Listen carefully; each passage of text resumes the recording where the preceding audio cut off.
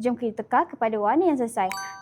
Ini warna yang sesuai untuk Hanis. Hai korang, hari ni Hana nak sharekan dengan korang cara tentukan warna untuk kulit warm tone. Macam hari ni Hanis pakai warna yang biru ke arah warna cool. So, ini warna yang sangat tak sesuai dengan Hanis. Jom kita tukar kepada warna yang sesuai.